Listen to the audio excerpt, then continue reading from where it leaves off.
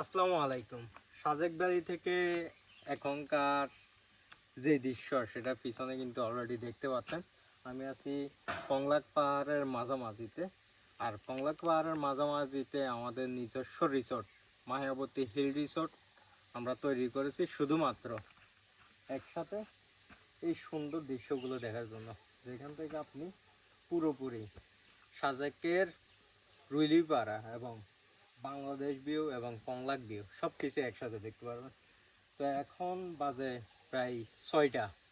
তো যারা সাজেক বাড়িতে রিসেন্টলি আসার প্ল্যানিং আছে, অনেকেরই অনেক রকম প্রশ্ন থাকে যে কি সাজেকে আসলে মেঘ পাবেন কি না, বা কখন আসলে হচ্ছে যে মেঘ পাবেন। আসলে মেঘ পাবেন কখন আসলে সেটা হচ্ছে যে যখন আপনারা প্রশ্ন করেন আমরা বিব্রত হই, কারণ হচ্ছে যে আল্লাহর দেওয়ার সৃষ্টির কখন কি হবে সেটা কেউ বলতে পারবে না। তো শুধু আমরা বলতে পারবো যে বৃষ্টির সময়ে যে মেঘটা পাবেন আপনি শীতকালে কিন্তু ওইরকম মেঘটা পাবেন না।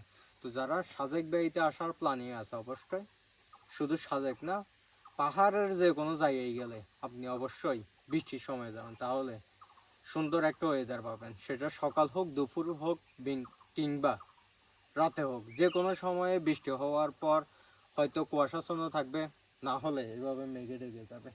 তো আমি আর একটু দেখাই। এখানে টোটাল 4টা কটেজ আছে মায়াবতী হিল রিসোর্টে। যারা সাজেক বাড়িতে আসবেন অবশ্যই মায়াবতী হিল রিসোর্টটাও ট্রাই করতে পারেন, অনলাইন রেস্টও করতে পারেন। আশা করি বেটার একটা ভিউ পাবেন এবং বেটার একটা ওয়েদারও পাবেন, আর বেটার একটা সার্ভিসও পাবেন। তো যারা আসবেন অবশ্যই কাপল, ফ্যামিলি বা বন্ধু বান্ধব নিয়ে চলে আসতে পারেন মায়াবতী হিল রিসোর্টে। তো সবাই ভালো থাকবেন, সুস্থ থাকবেন, আল্লাহ হাফেজ।